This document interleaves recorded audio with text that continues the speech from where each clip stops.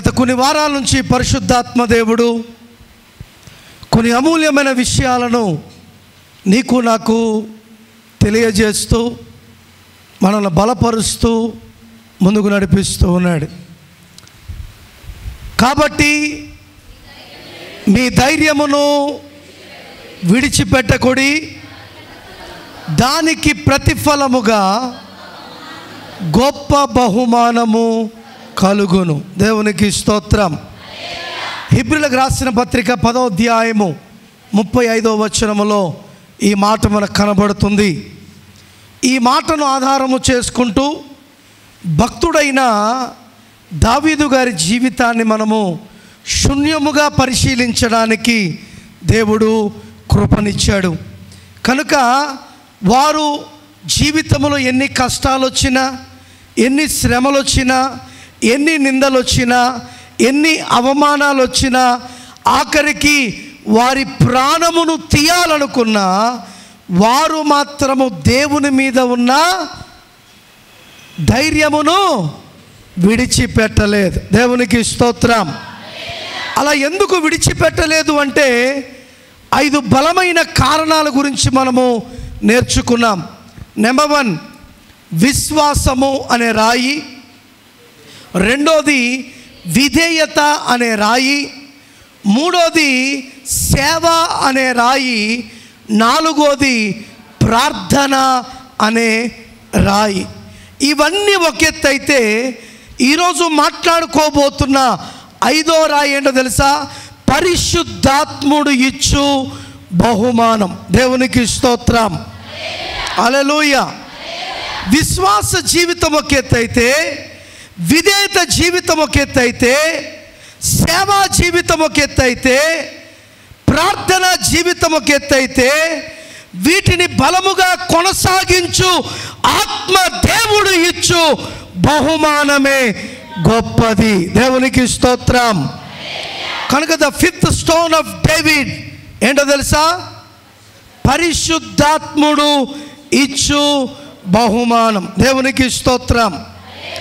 1 కొరింథీయులకు రాసిన పత్రిక 12వ అధ్యాయం 1 నుండి 11వ వచనం వరకు మనం చూడగలిగితే, యెషయా గ్రంథము 11వ అధ్యాయము 1, 2, 3 వచనాలు గనుక మనము చదవగలిగితే అక్కడ ఆత్మ మూలముగా ఇవ్వబడుతున్న బహుమానము గురించి భక్తుడు చాలా స్పష్టంగా అక్కడ రాస్తూ ఉన్నాడు. దేవునికి స్తోత్రం.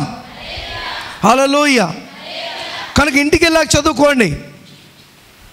1 కొరింథీయులకు రాసిన పత్రిక 12వ అధ్యాయం 1 నుండి 11 వచనాలు, అలాగే యెషయా గ్రంథము 11వ అధ్యాయం 1, 2, 3 వచనాలు మీరు చదవగలిగితే అక్కడ రాయుచున్న మాట,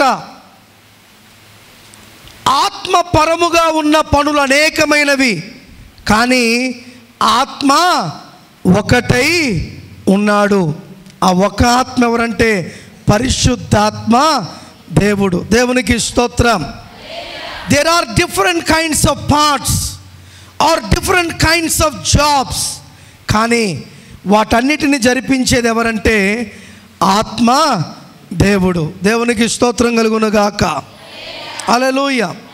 కనుక యెషయా గ్రంథాన్ని 11వ అధ్యాయం 1, 2, 3 వచనాలు ఒకసారి చదువుకుందాం. మొద్దు నుండి యెషయా మొద్దు నుండి చిగురు పుట్టును, వాని వేరుల నుండి అంకురము ఎదిగి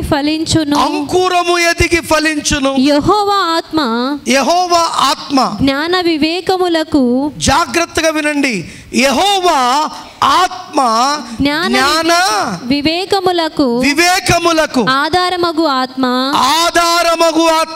ఆలోచన బలమునకు ఆధారమగు ఆత్మ, తెలివిని యెహోవా ఎడల భయభక్తులను పుట్టించు ఆత్మ అతని మీద నిలుచును. దేవునికి స్తోత్రం. హల్లెలూయా. దావీదు వంశము నుండి వచ్చిన వాడే యేసుక్రీస్తు ప్రభుల వారు. దేవునికి స్తోత్రం. అందుకే ఆయన అంటున్నాడు, మీలో జ్ఞానము కొదువై ఉన్న ఎడల నా యొద్దకు రండి, నేను మీకు జ్ఞానమును నేర్పుతానంటున్నాడు. దేవునికి స్తోత్రం. హల్లెలూయా. అయితే పరిశుద్ధాత్ముడు ఇచ్చు 7 బహుమానాలు చెప్పండి. పరిశుద్ధాత్ముడు ఇచ్చు ఎన్ని? 7 సంపూర్ణము.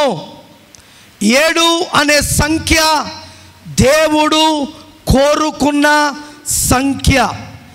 7 అనేది లేకపోతే సంపూర్ణము కాదు. సోమవారం నుండి శనివారం వరకు 6 దినాలు. వారం అయిపోయిందా? కాలేదు, ఇంకొక రోజు ఉంది. ఆ రోజే దేవాతి దేవుడు మన మధ్య నిలుచు ఉండు అతి పరిశుద్ధమైన దినము, అదే ప్రభువు దినము అని ఈ దినానికి పేరు వచ్చింది. ఈ దినం అవుతేనే మరలా ఎక్కడ అడుగు పెడతాము? నూతన వారములో అడుగు పెడతాం. కనుక ఈ పరిశుద్ధాత్ముడు ఇచ్చు 7 బహుమానాలు ఏంటో మనం చూసుకుందాం. దావీదు గారు స్థిరముగా నిలబడడానికి, వచ్చిన ప్రతిదాన్ని ఎదిరించడానికి, జయమును పొందడానికి, స్థిరపరచబడడానికి గల కారణము పరిశుద్ధాత్ముడు ఇచ్చిన ఈ 7 బహుమానాలే. దేవునికి స్తోత్రం. హల్లెలూయా. ఈరోజు సంఘములో కానీ విశ్వాస జీవితంలో కానీ ఈ 7 పరిశుద్ధాత్ముడు ఇచ్చు బహుమానాలు లేకపోతే నీవు కట్టబడము కానీ, నీవు నిలబడము కానీ, నీవు కొనసాగింపబడ్డము కానీ జరగదు. పేరుకు బ్రతుకుతున్నావు, పేరుకున్నట్టే ఉంటావు, కానీ ఏమీ అర్థము కాక అధోగతి అయిన స్థితిలోకి నీవు నేను వెళ్ళగలుగుతాం. ఆలోచించండి. చిన్నపిల్లలను నడిపించాలి. చిన్నపిల్లలు నడిపిస్తున్నప్పుడు తప్పటడుగులు వేస్తూ ఉంటారు, జారిపోతూ ఉంటారు, పడిపోతూ ఉంటారు, కాళ్ళు సరిగ్గా ఒక్కోసారి కిందికి ఆంచరు. కానీ నడిపించేవాడు ఏమనుకుంటాడు? ఇంకా వీడికి నడక రాదు కనుక వీడిని నేను ఇడిచిపెట్టేస్తాను అని అనుకుంటాడా? అనుకోడు. వాడు కింద పడినా, వాడు దేకినా, వాడు పాదాలు సరిగ్గా పెట్టకపోయినా వాడి బాధ్యత వానికి క్రమమైన నడకను నేర్పడమే. ఈరోజు అలా దేవునిలో మనల్ని నడిపించడానికి పరముందు దిగి వచ్చినది ఎవరో తెలుసా? పరిశుద్ధాత్మ దేవుడు. దేవునికి స్తోత్రం. పాత నిబంధనలో యెహోవా దేవుడు ఈ లోకానికి వచ్చాడు, తాను చేయవలసిందంతా చేశాడు. ఆయన వెళ్ళిపోయాడు, కుమారుని పంపించాడు, ఆయన చేయవలసిందంతా చేసి చెప్పి వెళ్ళాడు. శిష్యులకి ఏంటో తెలుసా? నేను మరలా తిరిగి మీ మధ్యకు వచ్చేంత వరకు ఆదరణకర్త అయిన పరిశుద్ధాత్మ దేవుడు మీకు తోడుగా ఉంటాడు. దేవునికి స్తోత్రం. హల్లెలూయా. ఇప్పుడు సంఘముకు, విశ్వాసికి, ఒక యవనస్తుడకు, ఒక యవనస్తురాలకు, ఒక పురుషునికి, ఒక స్త్రీకి, ఒక బాలుడికి, ఒక బాలికకు ఉండవలసిన వాడు ఎవరు అంటే పరిశుద్ధాత్మ దేవుడు. హల్లెలూయా. ఆయన నడక నేర్పించడమే కాదు, ఆ నడకలో ఎలా స్థిరపరచబడాలో కూడా ఆత్మదేవుడు మనకు తెలియజేస్తూ ఉంటాడు. చాలామంది ఆత్మను నమ్మరు, చాలామంది కుమారుణ్ణి నమ్మరు. అందరు నమ్మేది ఏంటంటే యెహోవా దేవుణ్ణే. కానీ మన దేవుడు త్రియేకతత్వము కలిగిన వాడు. తండ్రి, కుమార, పరిశుద్ధాత్మ త్రియేక దేవుణ్ణి మనం కలిగి ఉన్నాం. ఈ బైబిల్లో ఉన్న 66 పుస్తకాలలో తండ్రి గురించి, కుమారుడు గురించి, పరిశుద్ధాత్మ గురించి అనేక వేల ప్రవచనాలు దేవుని వాక్యములో రాయబడి ఉన్నాయి. దేవునికి స్తోత్రం కలుగునుగాక. హల్లెలూయా, హల్లెలూయా. ఒక విశ్వాస జీవితాన్ని బట్టి, ఒక విధేయత జీవితాన్ని బట్టి, ఒక సేవా జీవితాన్ని బట్టి, ఒక ప్రార్థనా జీవితాన్ని బట్టే దావీదు గారు సంపూర్ణము కాలేదు. దావీదు గారి జీవితంలో సంపూర్ణం ఎప్పుడయ్యిందంటే ఈ పరిశుద్ధాత్ముడు ఇచ్చు బహుమానాలు తాను అనుభవించినప్పుడే అది సంపూర్ణముగా దావీదు జీవితాన్ని చిగురింపజేసినట్టుగా చేయగలిగింది. దేవునికి స్తోత్రం కలుగునుగాక. దావీదు గారి జీవితంలో పరిశుద్ధాత్మ వల్ల కలిగిన 7 బహుమానాలు. నెంబర్ 1 జ్ఞానము. చెప్పండి, జ్ఞానము. దేవుణ్ణి నమ్ముకుంటే సరిపోదు, నీవు జ్ఞానమును కూడా దేవుని దగ్గర నుంచి ఒక్కోసారి జ్ఞానము లేకుండా మాట్లాడటము ద్వారా సంబంధాలు తెగిపోతూ ఉంటాయి. జ్ఞానము లేకుండా మాట్లాడుట ద్వారా ఏమవుతూ ఉంటాయి? అనేక కారణాలకు దారి అవుతూ ఉంటుంది. అందుకే చాలామంది అంటారు జ్ఞానము కలిగి మాట్లాడాలి, జ్ఞానము కలిగి బ్రతకాలి. అయితే దావీదు గారికి లోక జ్ఞానము ఎలాగున్నా ఆయనకు ఉన్నది బలమైనది ఏంటో తెలుసా? దేవునిలో జ్ఞానము. దేవునికి స్తోత్రం. The value the things of God. దేవుని ఎడల కలుగు విలువైన విషయాలలో దావీదు గారు ఏం కలిగి ఉన్నారంట? గొప్ప జ్ఞానమును కలిగి ఉన్నాడు. అర్థమవుతుందా? ఎవరి విషయాలలో? లోకములో చచ్చు పుచ్చినంత జ్ఞానం ఉంటుంది. ఆ జ్ఞానము ఎందుకు పనికిరాదు. ఆ జ్ఞానము 3 నాళ్ళ ముచ్చట ఉండిపోయేదే.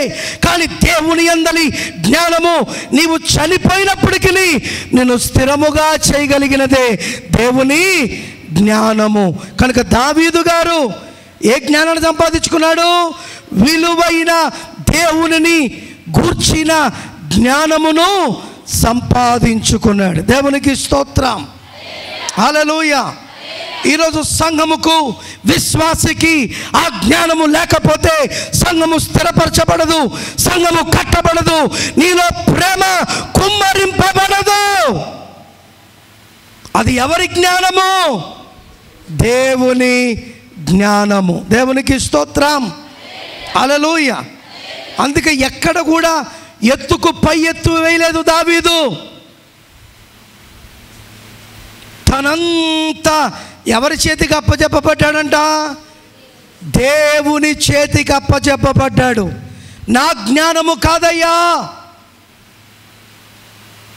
నీ జ్ఞానమే నా జీవితాన్ని ఏలుబాటు చేయునుగాక.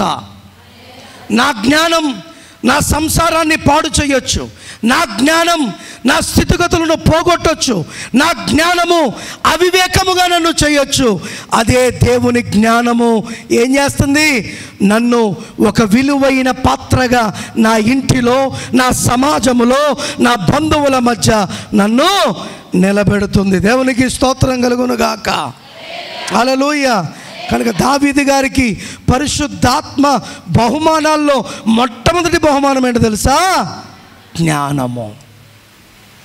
అందుకే ఆడవారి గురించి దేవుని వాక్యం చెప్తుంది, జ్ఞానవంతురాలు తన ఇంటిని, చెప్పాలి, 3 రాలు తన ఇంటిని. అంటే ఇప్పుడు జ్ఞానము ఎంత అవసరమో.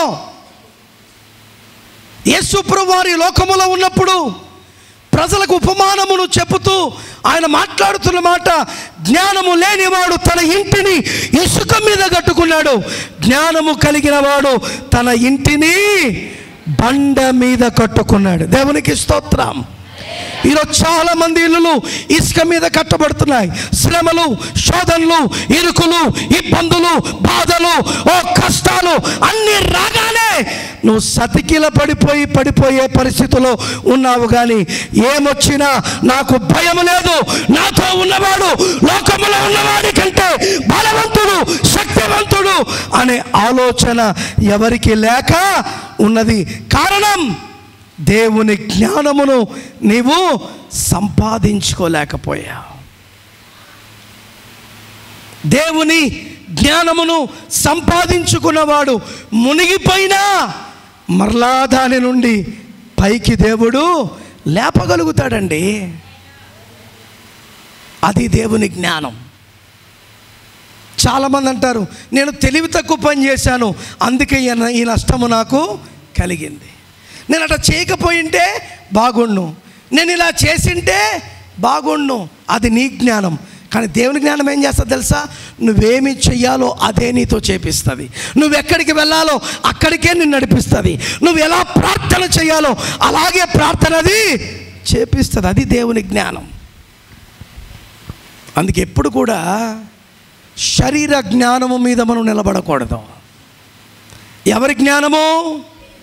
శరీర జ్ఞానం ఇష్టానుసారంగా నిన్ను చేస్తుంది, నీ జీవితాన్ని సర్వనాశనము చేస్తుంది. కానీ దేవుని జ్ఞానము నిన్ను స్థిరమైన వాడిగా, స్థిరమైన దానిగా దేవుని తోటలో నిన్ను నాటుతుంది. దేవునికి స్తోత్రం. హల్లెలూయా, హల్లెలూయా. కనుక మొట్టమొదటి ఏం సంపాదించుకున్నాడు దావీదు గారు?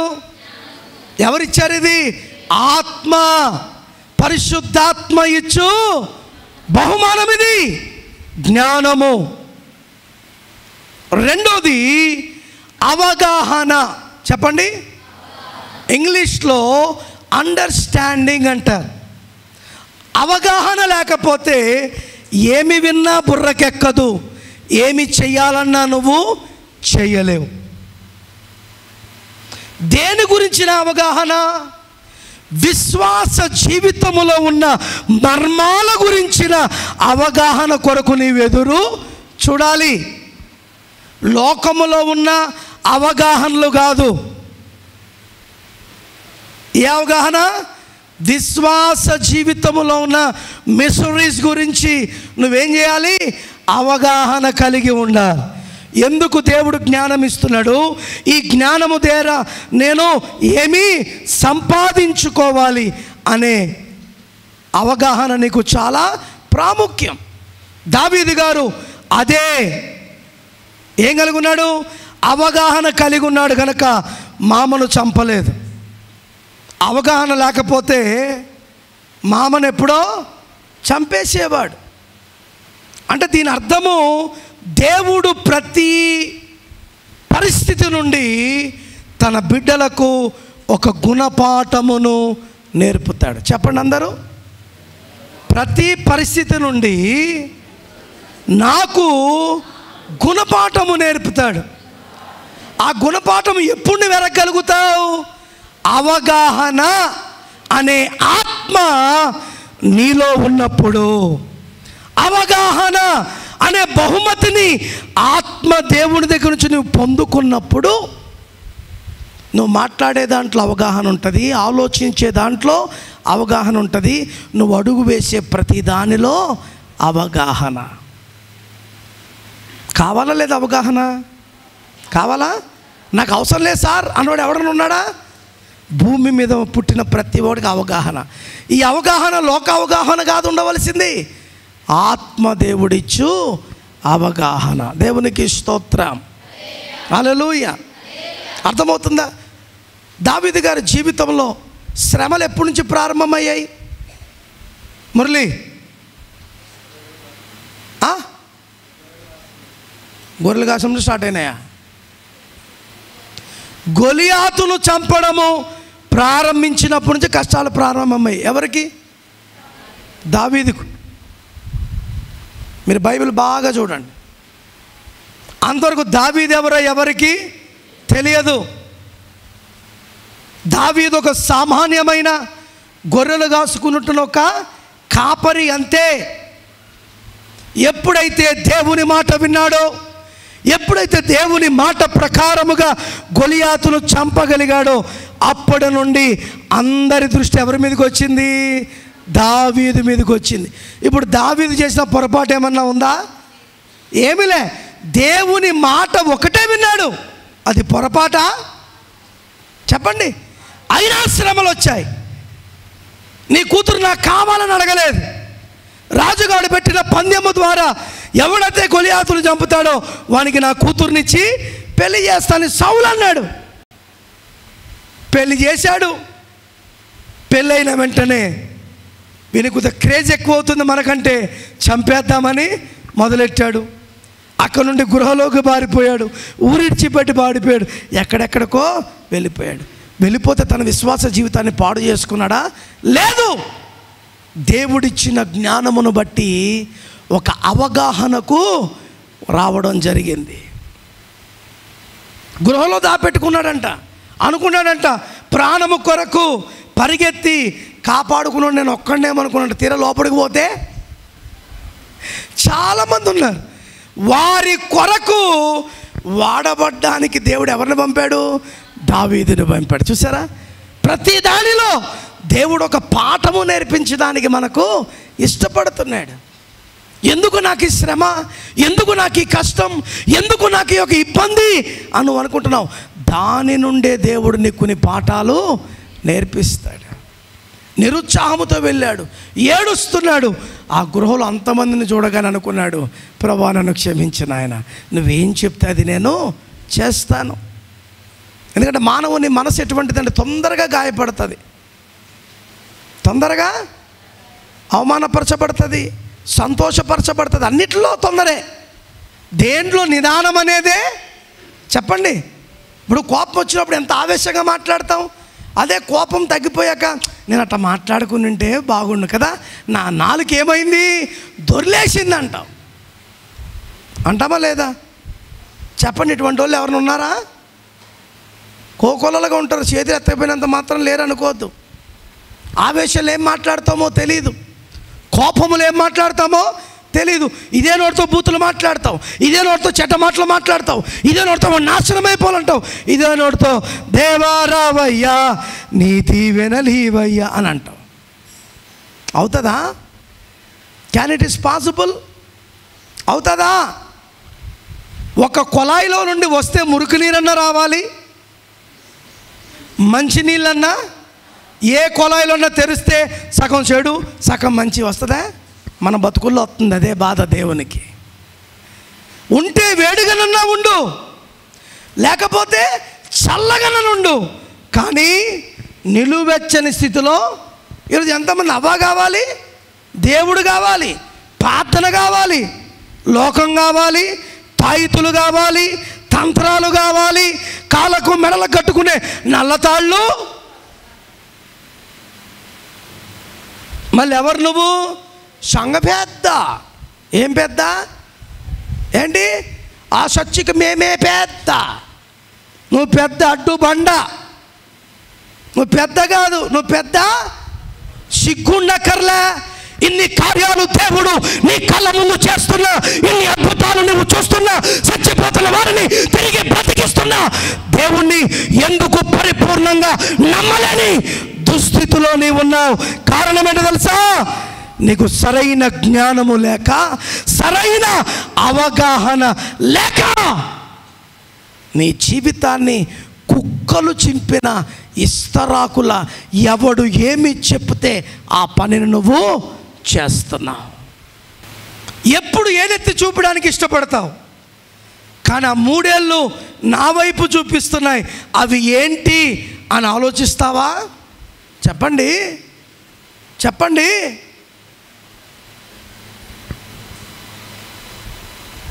దీనా తల్లి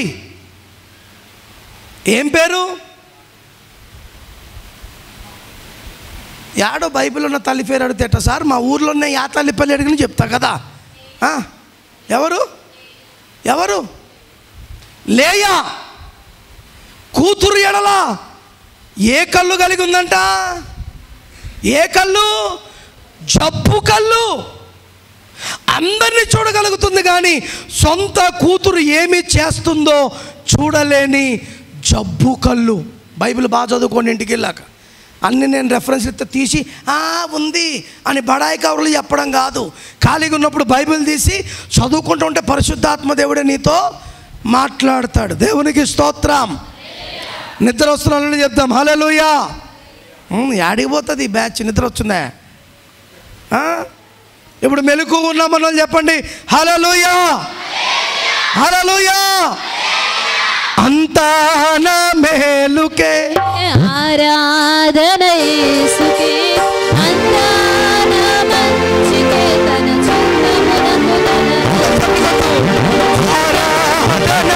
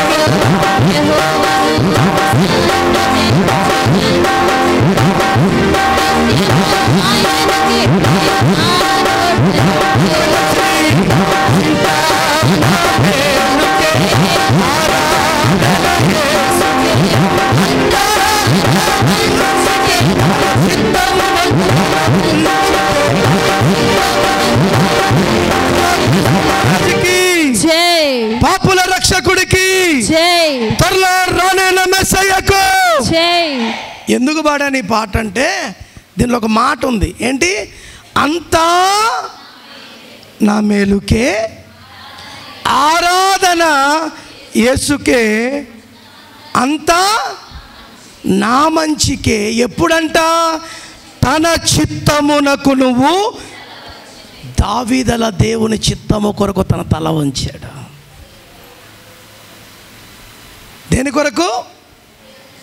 దేవుని చిత్తము కొరకు తల వంచాడు గనుక తల ఎత్తేటట్టుగా దేవుడు దావీదును చేయగలిగాడు. చాలామంది మాట్లాడడానికి, నిందలు వేయడానికి ముందుంటారు. మరి నీ కుటుంబంలో జరుగుతున్న విషయాల గురించి అవగాహన నీకుందా? ఇతర యవనస్తుల గురించి ఇష్టానుసారంగా మాట్లాడుతున్నావు. మరి నీ ఇంట్లో ఉన్న యవనస్తులు ఏమవుతున్నారో అనే ఆలోచన నీకుందా? నగరములో చలికత్తలను చూడాలని అందముగా లిప్టిక్లు వేసుకుని లోక సంబంధమైనవన్నీ ధరించి వెళ్ళిందంట. దానివల్ల ఏం సంపాదించుకుంది? ఒక మారని మచ్చ. దానికి కారణం ఎవరు? జబ్బు కళ్ళతో ఉన్న లేయా. అందుకే దేవుని బిడ్డలారా, జబ్బు కళ్ళతో నీవు ఉండొద్దు. ఇంకొక ఆయన ఉన్నాడు బైబిల్లో. ఆయన యాజకత్వాన్ని జరిపిస్తున్నవాడు. ఎవరో తెలుసా? ఏలీ. ఏలీ గురించి దేవుని వాక్యం చెప్తుంది. ఏలీ మంద దృష్టి కలవాడయ్యాడంట. కొడుకులు ఏం చేస్తున్నారో, ఏం పనులు చేస్తున్నారో అర్థము కాని పరిస్థితిలో బోధించేవాడిగా, చెప్పేవాడిగానే ఉన్నాడు. కానీ తన పిల్లలు ఏ క్రమశిక్షణలో ఉన్నారో ఎరగలేని పరిస్థితిలో. అందుకే క్రైస్తవుడా, క్రైస్తవురాలా, జబ్బు కళ్ళతో స్త్రీవైతే నీవు ఉండొద్దు. పురుషుడా, మంద దృష్టితో నీవు ఉండొద్దు. చాలా జాగ్రత్తగా ఉండాలి. అందుకే జ్ఞానము, అవగాహన అనేది చాలా ప్రాముఖ్యము. ఇవి రెండూ లేకపోతే ఆత్మీయ జీవితంలో నీవు ముందుకు సాగలేవు. ఈరోజు ఇదే ఆత్మను పలు విధాలుగా వారి సొంత ఆలోచనల కొరకు, డబ్బును సంపాదించుకోవడం కొరకు ఎన్నో దొంగ ప్రవచనాలు, బాబా డ్రామాలు వేస్తూ ముందు కొనసాగుతున్నారు చాలామంది. కానీ బైబిల్లో ఉన్న ఆత్మకు డ్రామాలతో పని లేదు. అందుకే తన మాట మనతో మాట్లాడుచుండగానే ఆ మాట మన హృదయాలలో ఏం చేయాలంటండి? కార్యసిద్ధిని కలిగింప చేయాలి. మన హృదయాలను మన్ ఫిరాలో కరికే దేవుని వైపు మన మనసులు తిరగాలి. అలా జరగాలి అంటే మనం ఎవరి మీద ఆధారపడి ఉండాలి? దేవుని సహాయము మీద ఆధారపడి ఉండాలి. అందుకే ఏముండాలి మనకు? మొట్టమొదటిగా జ్ఞానము. రెండోది చెప్పండి, అవగాహన. మూడో ఆత్మ బహుమానము దావీదుకి ఏంటంటే, న్యాయవాదిగా దేవుని ఆత్మ ఎవరితో ఉన్నాడు? దావీదుతో ఉన్నాడు. దేవునికి స్తోత్రం, హల్లెలూయా. అంటే ఎందుకున్నాడంటే సరైన అవగాహన కలిగి ఆలోచించేవాడిగా చేయడానికి. కొంతమంది ఆలోచనలు సరిగ్గా ఉండవు. ఆ చెడు ఆలోచనలు బట్టి మంచిని కూడా నువ్వేం చేసుకుంటున్నావు? చెడుగా మార్చుకుంటున్నావు. కానీ దేవుని ఆత్మ దృష్టిలో నీవు ఉండగలిగితే, ఆత్మ వరమును, ఫలమును నీవు పొందగలిగితే అది నేను ఎప్పుడు కూడా తప్పుడు ఆలోచనలకు నడిపించదు. అది నేను ఎక్కడ నడిపిస్తుంది? మంచి ఆలోచన. దేవుడు అవకాశం ఇచ్చాడు ఎక్కడికి వెళ్ళడానికి? సౌలు దగ్గరికి వెళ్ళి సౌలు కత్తిని తీసుకురావడానికి కూడా అవకాశము ఇచ్చాడు. ఎవరికి? దావీదుకి. ఇదే సరైన సమయం. వీళ్ళని ఇంతకాలం నుంచి నిద్ర లేకుండా, తిండి లేకుండా చేశాడు, ఈయన చంపేస్తాను కదా అని అన్నాడా? ఒకటే అంటున్నాడు, దేవుని అభిషేకం ఉన్న వాని జోలికి నేను వెళ్ళను. వాడిని ఎవరు చూస్తారు? దేవుడే. మరి ఇదే ఆలోచన సౌలుకుందా? దావీదు కంటే వయసులో సౌలు చాలా పెద్దవాడు. కానీ పెద్దవారికి లేని జ్ఞానము ఎవరికిచ్చాడు? చిన్నవాడైన దావీదుకి ఇచ్చాడు. కారణం, he was completely dedicated to the Lord's hand. దేవుని చేతిలో, దేవుని చిత్తముకు ఆయన సంపూర్ణంగా ఏమయ్యాడు? సమర్పించబడ్డాడు. అందుకే దావీదు ఎక్కడ కూడా చెడుగా ఆలోచించలేదు, చెడు పనులు చేయలేదు. ఒకటే, అది మీకు ఆల్రెడీ చెప్పాను, బైబిల్ కూడా అది చెప్తుంది, ఒక్క బెత్షెబా విషయములో తప్ప మరలా దావీదు ఏ పాపము చేయలేదు. అందుకే దావీదుకు ఇవ్వబడుతున్న స్టేట్మెంట్ ఏంటి తెలుసా? దావీదు నా హృదయానుసారుడు. దేవునికి స్తోత్రం. హల్లెలూయా, హల్లెలూయా. ఈరోజు క్రైస్తవుడిగా నీ ఆలోచన సరైనదా కాదా? నువ్వు చేస్తున్న పని సరైనదా కాదా? నువ్వు వెళ్తున్న మార్గం సరైందా కాదా? ఆలోచించవలసిన పరిస్థితి ఎంతగానో ఉంది. గుడ్డెత్తు చేలో పడినట్టంటే కంగారు ఏదో వెళ్ళాలనుకుని వెళ్ళావా, చెప్పు దెబ్బలు తప్పవు. ఏం దెబ్బలు చెప్పండి? డబ్బుకు ఆశపడి డబ్బే సర్వస్వం అనుకుని దేవుని మాట పక్కకు పెట్టి దేవుని ప్రజలకు దొంగ ప్రవచనం చెప్పడానికి బయలుదేరాడు. ఎవడో తెలుసా? బిలాం. గాడిద మీద బయలుదేరితే ఆ గాడిద ముందు ఒక దూత ఖడ్గము పట్టుకుని నిలబడము గాడిద చూడగలిగింది. గాడిద మీద ఉన్న దేవుని ప్రవక్త అయిన బాలాం మాత్రము కొడుతున్నాడు గాడిదను. గాడిదకు దేవుడు వాక్య శక్తినిచ్చాడంట. నా యజమానుడా, ఎందుకు నన్ను నీవు కొడుతున్నావు? ఎప్పుడన్నా ఇంత మొండి చేశానా? ఎప్పుడన్నా నువ్వు చెప్పిన చోటికి నేను నిన్ను తీసుకువెళ్ళలేదా? నేను ఇక్కడ ఆగిపోవడం గల కారణం ఏంటి తెలుసా? నేను ఒక్క అడుగు ముందుకు వేస్తే నీ పీక తెగ నరకడానికి దేవుని దూత నా ముందు. అబ్బో, ఆలోచించండి దేవుని మాట. అప్పుడు దేవుడు ఎవరి కళ్ళు తెరిచాడంట? బిలాము కళ్ళు తెరవగానే ముందు కోపముతో రగిలింపబడుతున్న దూత ఖడ్గముతో ఉండడం చూచాడు. వెంటనే కింద పడి పశ్చాత్తాపపడ్డాడు. గుర్తుపెట్టుకో, నువ్వు దేవుని చిత్తములో ఉన్నప్పుడు, దేవుని ప్రణాళికలో ఉన్నప్పుడు, నువ్వు ఒకవేళ తప్పు చేస్తున్నా అది చెయ్యలేకుండా దేవుని ఆత్మ ఏం చేస్తుంది? అడ్డు వేస్తుంది. ఎందుకంటే ఆయన చిత్తములో నీవున్నావు, ఆయన ఆలోచనలో నీవున్నావు, ఆయన ప్రణాళికలో నీవున్నావు, ఆయన మార్గములో నీవున్నావు, ఆయనను మాత్రమే నీవు కోరుకున్నావు.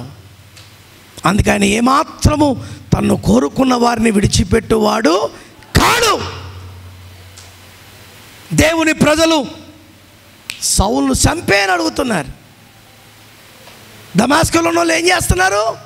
చంపేయి, వాడు అందరిని చంపేస్తున్నాడు. నిజంగా ఇప్పుడు ఈ మాటను ఆలోచిస్తే వాళ్ళు అడిగిన చంపుడు ఏ చంపుడు తెలుసా? శారీరకమైన చవంటంగా కన్నగా మనిషే లేకుండా అవ్వాలని. కానీ దేవుడు ఏం చెప్పాడో తెలుసా? తనలో వెలిసిన చెడు విత్తనమును ఏర్లతో సహా పీకేశాడు.